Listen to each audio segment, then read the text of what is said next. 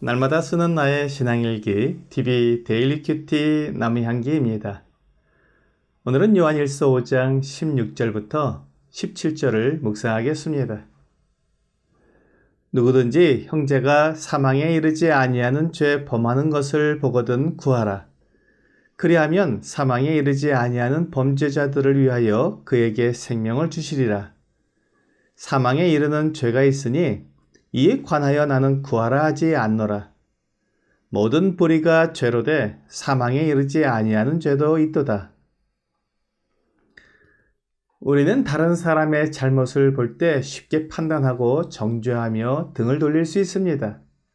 주홍 글씨라는 미국 소설이 있습니다. 그 소설에는 헤스터라는 간음을 행한 여인이 나오는데 그 여인은 간음죄에 대한 형벌로 간음을 뜻하는 글자의 머리 글자인 A라는 주홍색 글자를 가슴에 새긴 옷을 입고 지내야만 했습니다.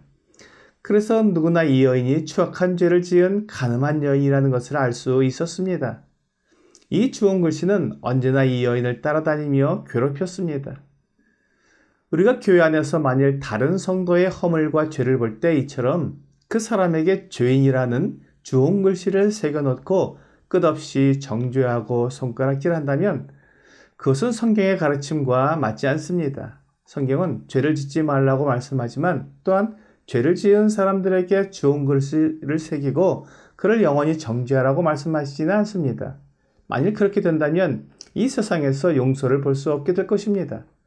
하나님의 사랑은 용서를 통해 나타나는데 만일 우리 안에 용서가 없다면 세상은 하나님의 사랑을 볼 수 없게 될 것입니다.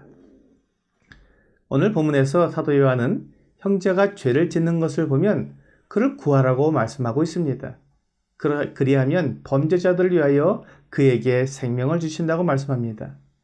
죄를 지은 성도를 판단하고 정죄하며 우리 가운데서 쫓아내면 우리가 정결해지고 거룩해진다고 생각하는 것은 하나님을 오해하는 것입니다. 하나님은 죄를 미워하는 것은 아닙니다. 하나님은 죄를 미워하시지 사람을 미워하시지는 않습니다. 그래서 언제든지 죄인을 용서해 주시고 하나님의 자녀로 받아주실 수 있습니다. 그래서 교회는 언제나 회개와 자백 그리고 용서가 있는 사랑 넘치는 공동체가 되어야 합니다. 우리가 다른 사람을 용서하지 못하고 정죄하는 이유는 자기 자신을 보지 못하기 때문입니다. 마태복음 7장 3절부터 5절은 어찌하여 형제의 눈 속에 있는 티는 보고 내 눈 속에 있는 들보는 깨닫지 못하느냐. 보라, 내 눈 속에 들보가 있는데 어찌하여 형제에게 말하기를 나로 내 눈 속에 있는 티를 빼게 하라 하겠느냐. 외식하는 자여, 먼저 내 눈 속에서 들보를 빼어라. 그 후에야 밝히 보고 형제의 눈 속에서 티를 빼리라 라고 말씀하고 있습니다. 주님께서는 사람들이 자신의 허물은 보지 못하고 다른 사람의 허물을 보면서 그것을 고쳐주겠다고 말하는 것이 얼마나 큰 잘못인지를 쉬운 말로 가르쳐 주셨습니다. 요즘 흔히 쓰는 말로 내로남불이라는 말이 있습니다. 내가 하면 로맨스요, 남이 하면 불륜이라는 말입니다. 내가 하는 것은 다 이유가 있고 사정이 있는데 내가 한 정당한 일에 대한 오해를 받는다고 말합니다. 하지만 남이 한 일에 대해서는 무조건 잘못이고 그런 일을 하면 어떻게 할 수 있느냐고 정죄를 하는 것입니다. 교회 안에서 성도들 사이에 이런 관계가 되면 갈등이 생기고 사랑이 깨지게 됩니다.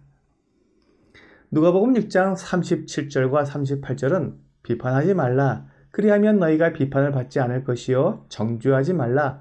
그리하면 너희가 정죄를 받지 않을 것이요. 용서하라. 그리하면 너희가 용서를 받을 것이요. 주라. 그리하면 너희에게 줄 것이니 곧 후히 되어 누르고 흔들어 넘치도록 하여 너희에게 안겨주리라.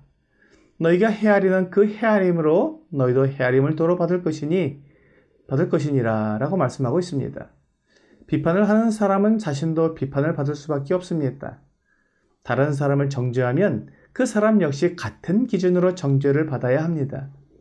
그러나 용서하면 그도 용서를 받게 될 것입니다. 우리가 주님께서 이 말씀으로 우리에게 가르쳐 주시는 것은 용서입니다.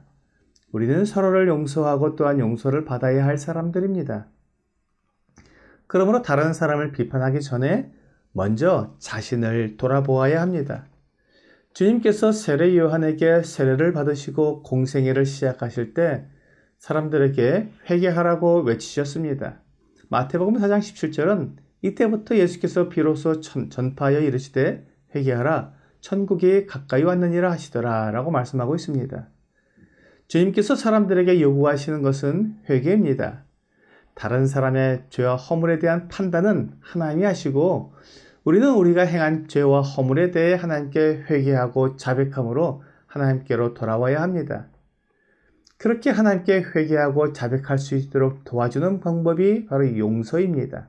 사람들이 죄를 지었을 때 하나님께 용서받는 것에 대해서는 하나님의 말씀과 교제를 통해서 받아들이고 그렇게 하나님께 나아올 수 있지만 다른 사람들이 용서하는 것에 대해서는 받아들이지 못하고 불가능하게 여기는 경우가 많습니다. 그래서 실질적인 회개와 자백이 이루어지지 못하는 것입니다. 다시 말하면 어떤 사람이 죄를 지었을 때 회개하고 하나님께 자백하여 용서를 구하는 것은 어려워하지 않지만 그것이 교회에 알려지고 사람들 사이에서 회자되었을 때 용서보다는 좋은 글씨가 되어 지속적으로 정죄를 당하고 손가락질을 당하기 때문에 회개하고 자백하는 것이 어렵다는 것입니다. 오늘 본문에서 누구든지 형제가 사망에 이르지 아니하는 죄 범하는 것을 보거든 구하라 라고 말씀하셨기 때문에 죄를 범한 형제를 용서함으로 구할 수 있어야 합니다. 히브리서 10장 17절은 또 그들의 죄와 그들의 불법을 내가 다시 기억하지 아니하리라 하셨으니 라고 말씀하고 있습니다. 하나님께서 사람들의 죄와 불법을 기억하지 않으시는데 사람은 다른 사람의 죄와 불법을 기억하고 정죄하는 것은 옳지 않습니다. 우리도 다른 사람의 죄를 용서하고 다시는 기억하지 않아야 용서가 이루어지며 하나님의 사랑이 교회 안에 이루어지게 됩니다. 사망에 이르는 죄의 경우는 회개하고 용서를 구할 수 없는 죄를 말합니다. 마가복음 3장 28절과 29절은 내가 진실로 너희에게 이르노니 사람의 모든 죄와 모든 모독하는 일은 사하심을 얻되 누구든지 성령을 모독하는 자는 영원히 사하심을 얻지 못하고 영원한 죄가 되느니라 하시니 라고 말씀하고 있습니다. 성령께서 하시는 일을 보고도 믿지 않고 오히려 그것을 사탄이 하는 일이라고 모독하는 것을 말합니다. 오늘의 적용 질문을 보겠습니다. 나는 잘못하고 죄를 짓는 형제를 보면 마음에 어떤 생각이 듭니까? 성도가 잘못을 하고 죄를 짓는 모습을 보면 화가 날 수도 있습니다. 하지만 나 자신에게 죄와 허물이 있기 때문에 그 잘못한 성도를 어떻게 도와줄 수 있을지 생각하게 됩니다. 오늘 나는 괜찮은데 다른 성도들이 문제라고 생각하기보다는 나도 죄인이기에 서로 용서함으로 하나님의 사랑을 나타내는 여러분과 제가 되기를 주 예수님의 이름으로 기도합니다.